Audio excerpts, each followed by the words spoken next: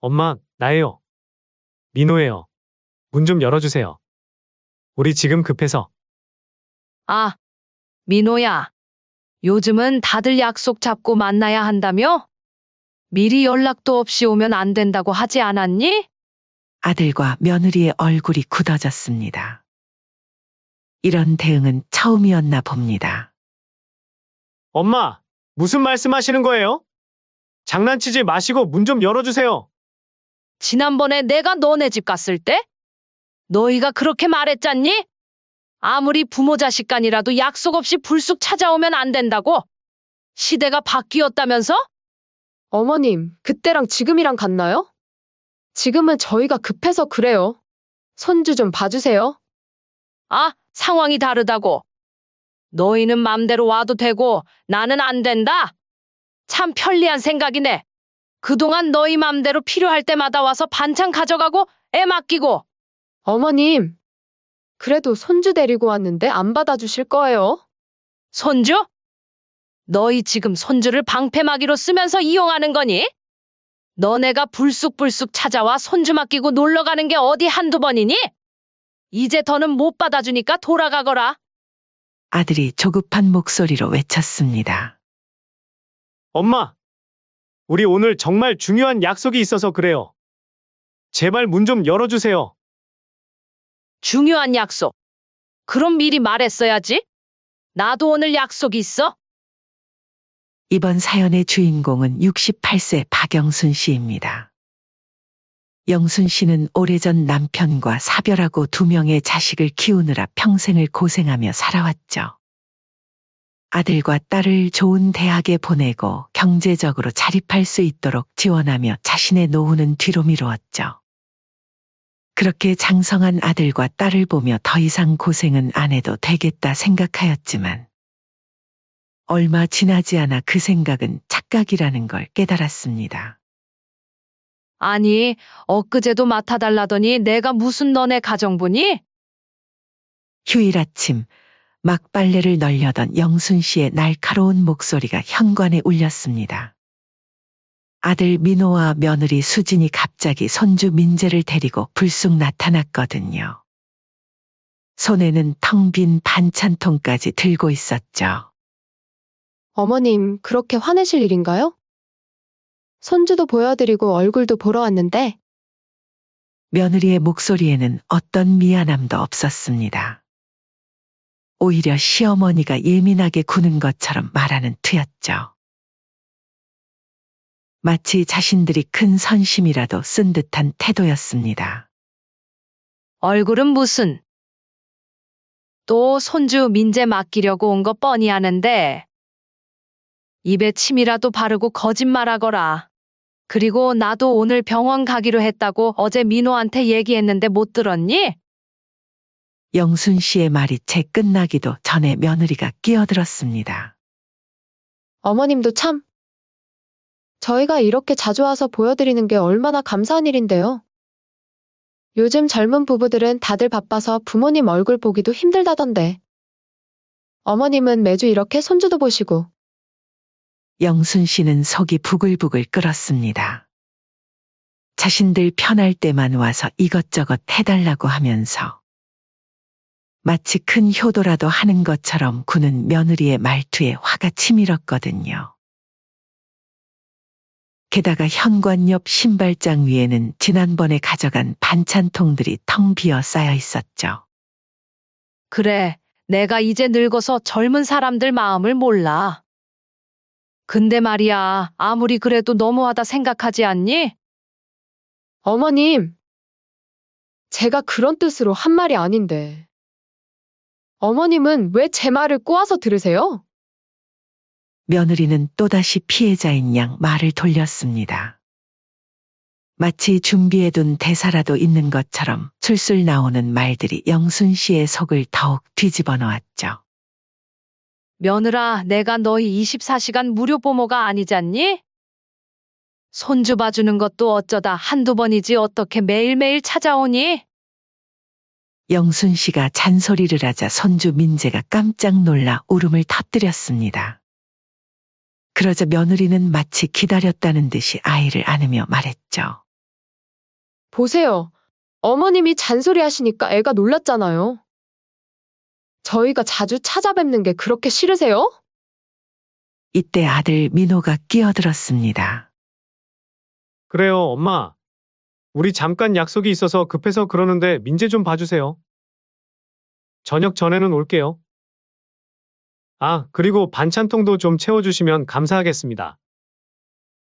말을 마친 아들은 현관문을 향해 달려갔습니다. 뒤따라가는 며느리는 마치 대사를 읊듯 말했죠. 아, 참 어머님, 김치도 떨어졌고 된장찌개용 된장도 없어서요. 냉장고에서 좀 담아갈게요. 저녁에 올 때 가지러 올게요. 어휴, 정말. 지겹다, 지겨워. 하지만 현관문은 쾅 하고 닫혔고 영순 씨의 말은 또다시 공허하게 흩어졌습니다. 손주 민재는 엄마 아빠가 가버린 걸 보고 더욱 크게 울었죠. 이런 일은 한두 번이 아니었습니다. 며칠 전에도 비슷한 일이 있었어요. 어머님, 냉장고에 반찬이 없어요. 김치도 떨어졌고, 며느리는 마치 자기 집 냉장고라도 되는 것처럼 문을 활짝 열어보더니 투덜거렸습니다. 아니, 너네도 결혼한 지 오래됐는데 어느 정도는 너네들이 해서 먹어야 하지 않겠니? 언제까지 불쑥불쑥 찾아와서 반찬 타령할 거야? 늙어서 장도 보기 힘든데. 어머님도 참. 시어머니가 며느리 집 반찬 정도는 챙겨주는 게 당연한 거 아니에요? 제 친구네 시어머님은 일주일에 한 번씩 반찬을 해다 주신대요. 그리고 어머님은 왜 저희가 찾아올 때마다 그렇게 예민하게 구세요? 다른 시어머니들은 며느리가 오면 좋아 죽으시던데. 영순 씨는 그 자리에서 폭발할 것만 같았습니다. 반찬을 달라고 해놓고 오히려 자신을 나쁜 시어머니로 몰아가는 며느리의 태도가 참을 수 없었거든요. 그래? 그럼 그 다른 시어머니한테 가서 받아오지 그래? 영순 씨의 직설적인 말에 며느리는 입술을 깨물었습니다. 어머님, 그렇게 말씀하실 건 아니죠. 제가 얼마나 열심히 시댁일도 챙기고, 시댁일은 무슨? 명절 때도 잠깐 와서 편하게 쉬다가 가는 게 다잖아. 너네가 뭐 하나 제대로 도와준 적 있었니? 사실이었습니다. 항상 아들 내외는 영순 씨 집에 불쑥불쑥 찾아오면서 손가락 하나 까딱하지 않았죠. 이런 날이면 딸 미경이가 더욱 그리워졌습니다. 엄마, 또 오빠네랑 싸우셨어요? 퇴근길에 들른 딸이 걱정스러운 얼굴로 물었습니다. 아니, 그냥 속이 답답해서. 너희 오빠네는 맨날 와서 받아가기만 하고. 그러게요, 오빠도 중간에서 중재를 잘해야지 어떻게 매번 와이프 편만 들고 그래요? 딸은 그런 어머니의 손을 잡고 따뜻하게 웃었습니다. 그러던 어느 날 또다시 아들의 전화가 걸려왔습니다. 엄마, 저번에 갔을 때 김치가 없던데요? 그래, 너네가 저번에 다 가져가서 나 먹을 것도 없더라. 그럼 엄마 김치 좀 담가주세요. 수진이가 어머니 김치가 먹고 싶대요. 영순 씨는 순간 말문이 막혔습니다. 나도 이제 나이가 있어서 너무 힘들다 좀 쉬고 싶어. 엄마 김치가 맛있단 말이에요. 이번만 해주시면 다음부터는 사 먹을게요. 그렇게 영순 씨는 아들의 간곡한 부탁의 마지막이라 생각하고 김치를 담가서 가져다 주기로 했죠. 영순 씨는 이른 새벽부터 일어나 배추를 절이기 시작했어요. 아들이 부탁한 김치를 담그기 위해서였죠. 아이고, 허리야. 쪼그려 앉아 배추를 절이다 보니 허리가 뻐근했습니다. 예전 같으면 쉽게 할 수 있었던 일인데 이제는 조금만 해도 온몸이 쑤셨죠. 하지만 영순 씨는 아랑곳하지 않고 배추 한 포기 한 포기를 정성스레 절였습니다. 새벽녘부터 시작된 준비는 쉴 틈이 없었어요. 배추를 절이는 동안 양념을 준비해야 했죠. 마늘 한 접을 까는데도 손가락이 아파왔지만 영순 씨는 멈추지 않았습니다. 그래도 내가 남이 자식 먹이는 것도 아니고. 다음부터는 사 먹는다니까 좋게 생각하자. 양념을 만들면서도 영순 씨의 마음은 복잡했습니다. 아들 내외의 태도가 못마땅하긴 했지만 그래도 정성껏 해주고 싶은 게 부모 마음이었거든요. 새벽부터 시작한 김치 담그기는 해가 중천에 떴을 때야 끝이 났습니다. 영순 씨는 커다란 김치통 2개를 가득 채웠어요. 하나는 아들 집에 줄 것이고 하나는 자신이 먹을 것이었죠. 이제 가져다 줘야 하는데. 허리는 아팠지만 아들이 맛있게 먹을 모습을 생각하니 절로 미소가 지어졌습니다. 영순 씨는 무거운 김치통을 들고 아들 집으로 향했어요. 택시를 타려다가 아들 집이 그리 멀지 않아 걸어가기로 했죠. 하지만 현관 앞에 도착해서 초인종을 누르자마자 영순 씨의 설렘은 차가운 현실과 마주쳤습니다. 며느리가 문을 살짝 열었을 뿐이었거든요. 어머님? 웬일이세요? 며느리의 목소리에는 당황스러움이 가득했어요. 응, 민호가 김치 담가달라고 해서 새벽부터 담갔다. 영순 씨는 환한 얼굴로 김치통을 들어보였습니다. 하지만 며느리는 현관문을 반쯤만 연 채 얼굴만 빼꼼 내민 채로 애기하기 시작했죠. 아, 김치요. 벌써 다 하셨네요? 그냥 문 앞에 놓고 가시면 될 것 같아요. 응? 아니, 이왕 왔으니 잠깐 들어갔다 갈게. 밖에 날이 추워서 몸 좀 녹이고 싶다. 영순 씨가 한 발짝 앞으로 내딛자 며느리는 재빨리 손을 내밀어 현관문 틈을 막았습니다. 그 순간 영순 씨의 가슴이 철렁 내려앉았죠. 어머님, 죄송한데 지금은 좀 곤란해요. 좀 이따 친정엄마가 올 거거든요? 안 사도니? 그럼 더 잘 됐네. 내가 김치도 가져왔으니. 아니요, 어머님 오늘은 그냥 돌아가세요. 영순 씨는 순간 얼굴이 화끈거렸습니다. 며느리의 차가운 태도에 온몸이 굳어버렸죠.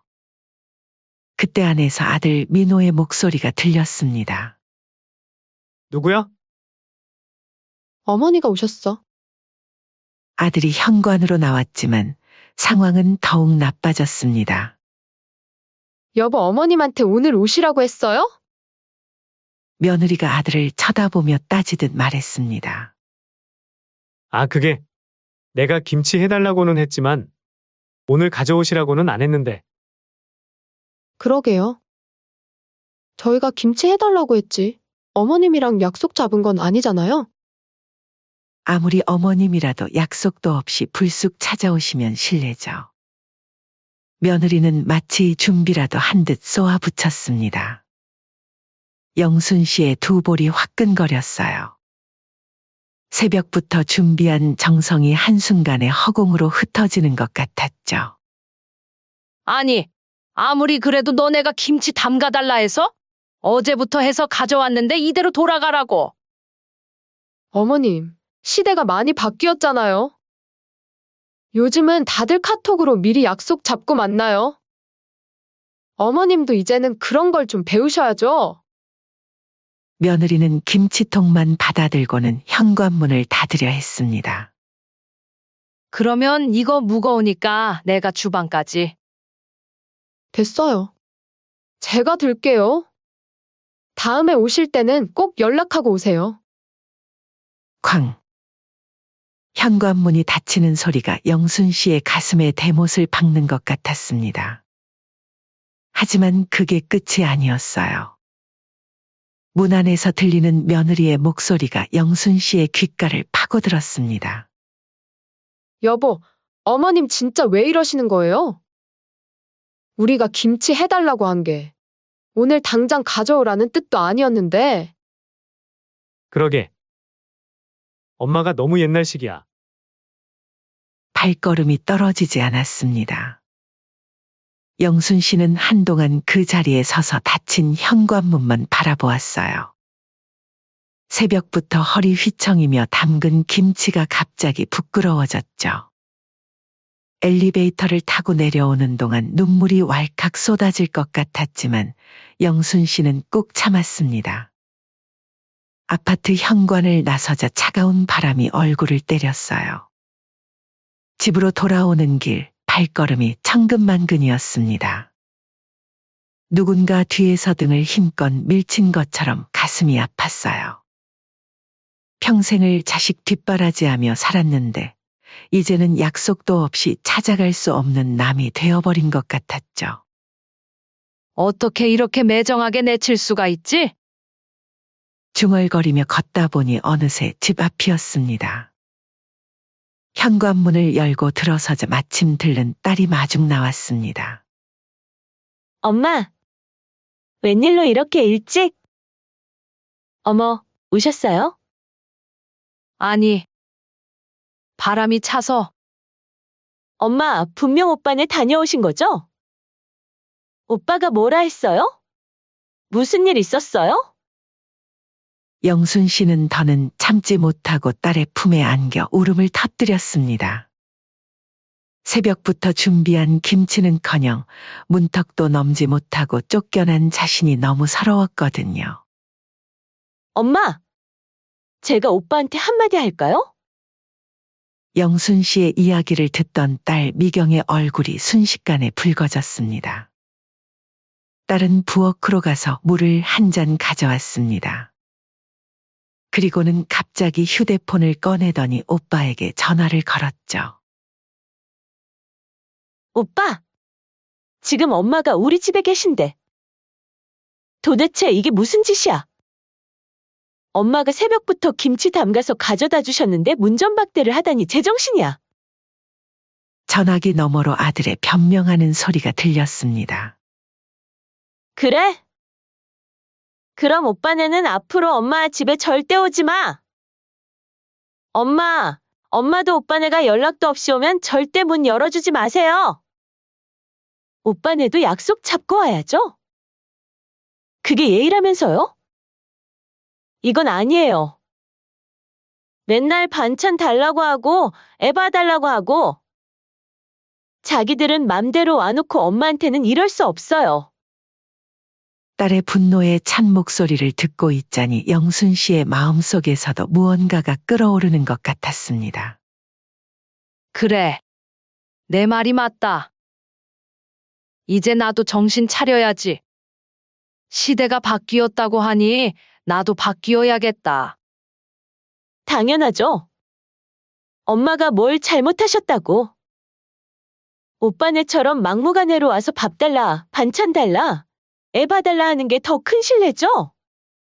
이제부터 오빠네도 하루 이틀 전에 연락하고 오라고 하세요. 딸의 말을 듣고 있자니 그동안 참아왔던 서운함이 한꺼번에 올라왔습니다. 그렇게 며칠이 지난 어느 주말 아침이었습니다. 영순 씨는 딸의 조언대로 현관 비밀번호도 바꾸고 이제는 불쑥 찾아오는 아들 부부를 받아주지 않기로 마음먹었죠. 그동안 있었던 일들이 주마등처럼 스쳐 지나갔습니다. 새벽에 갑자기 걸려온 전화의 손주를 봐준 일. 매번 불쑥불쑥 찾아와 반찬 가져가고 저녁밥 하기 싫다며 밥 차려달라 한 일 등. 이제는 더 이상 참을 수 없었습니다. 그때 마침 요란한 초인종 소리가 울렸습니다. 인터폰 화면을 보니 예상대로 아들 부부가 손주 민재를 데리고 서 있었어요. 엄마, 문 좀 열어주세요. 급한 일이에요. 민재 좀 맡아주세요. 아들의 목소리에는 여전히 당연하다는 듯한 태도가 묻어 있었습니다. 영순 씨는 천천히 인터폰 버튼을 눌렀죠. 누구세요? 엄마, 나예요. 민호예요. 문 좀 열어주세요. 우리 지금 급해서. 아, 민호야. 요즘은 다들 약속 잡고 만나야 한다며? 미리 연락도 없이 오면 안 된다고 하지 않았니? 아들과 며느리의 얼굴이 굳어졌습니다. 이런 대응은 처음이었나 봅니다. 엄마, 무슨 말씀하시는 거예요? 저희가 언제? 지난번에 내가 김치 가져다 줬을 때 너희가 그렇게 말했잖아. 아무리 부모 자식 간이라도 약속 없이 불쑥 찾아오면 안 된다고. 시대가 바뀌었다면서? 며느리가 얼굴을 붉히며 끼어들었습니다. 그동안의 패턴대로 피해자인 양 말하기 시작했죠. 어머님, 그건 그때는 달랐죠. 지금은 저희가 급해서 그래요. 아, 상황이 다르다고. 너희는 맘대로 와도 되고 나는 안 된다? 참 편리한 생각이네.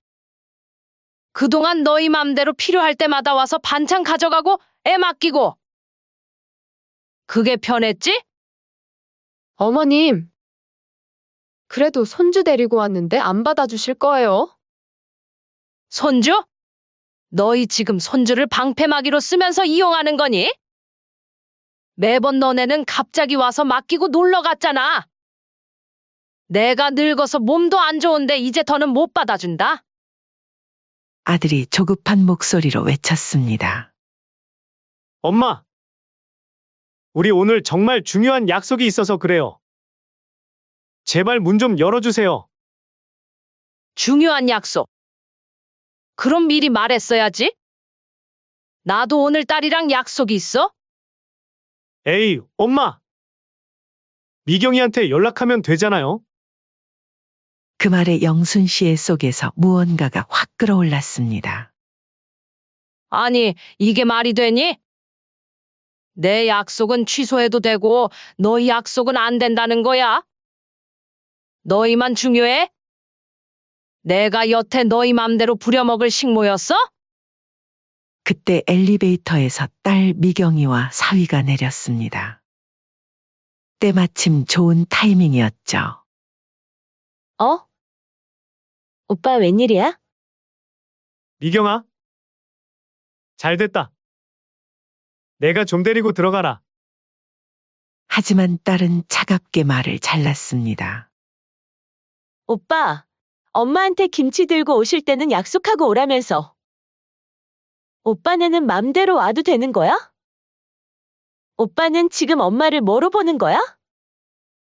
야, 너까지 왜 이래? 왜? 틀린 말 했어? 오빠네가 평소에 엄마한테 어떻게 했는지 모르는 것 같네. 반찬 달라? 애 봐달라? 맨날 받기만 하면서 엄마가 얼마나 힘드셨는지 알기나 해? 며느리가 발을 동동 굴렀습니다. 이제는 자신들의 잘못을 인정하는 대신 더욱 적반하장으로 나왔죠. 아니, 세상에 손주도 안 봐주는 시어머니가 어디 있어요?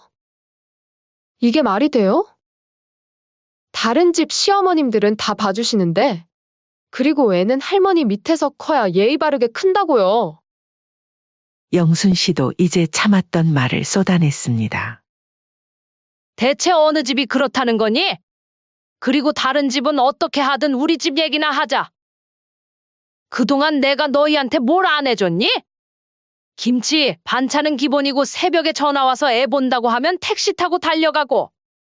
어머님, 그건 다? 아직 말 안 끝났어?